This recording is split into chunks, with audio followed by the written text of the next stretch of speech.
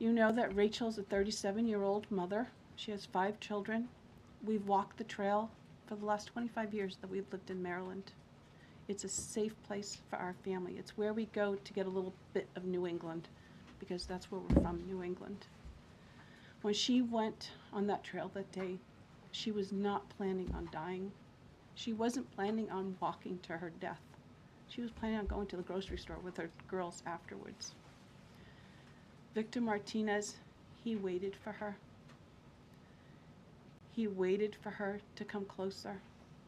He saw her. He saw that there was nobody around.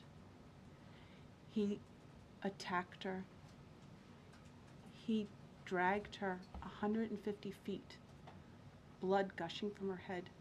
It left a 150-foot trail of her blood to the culverts, where he picked her up, he threw her against the wall of the tunnel, and he raped her.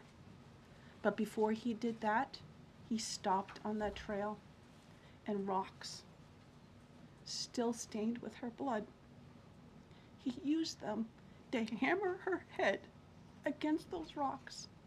They say at least 20 times they could count the cuts in her head. They said that when they did the autopsy, and I've seen the pictures, there's a 6-inch square in the back of her head where the skull is shattered the way that you would crush an eggshell in pieces. 3/4 of her brain hemorrhaged. Her right and left side of her face bashed in. Her beautiful face bashed in. Her head bashed in. Broken bones, fractures. He takes and he drags her some more. He drags her through the thorn bushes. She has all the scrapes and cuts on her body. There wasn't 1 inch of her body that didn't have some kind of injury, whether it's bruising, broken bones, contusions, the scratches. She had a fractured rib, fractured nose, fractured skull.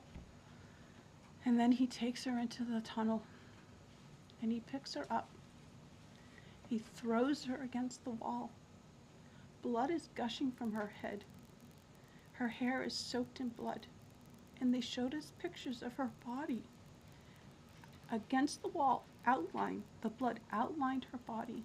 And you could see where the blood ran down around her as he was raping her. And then he threw her down and raped her some more. And then he strangled her because he didn't want her to be able to live to tell the story. They said that when they did the autopsy on her neck, that one of the things they do is they open up the neck and they look to see how far the injury is. And it went all the way down as far as an injury is possible, hemorrhaging in the muscles because of how strong and violent the group was around her. These are the kind of people that have no compulsion. Like, to them, this is nothing. And when he was sitting in the courtroom, he actually looked like he thought he was going to be set free. There was no remorse on his face at all.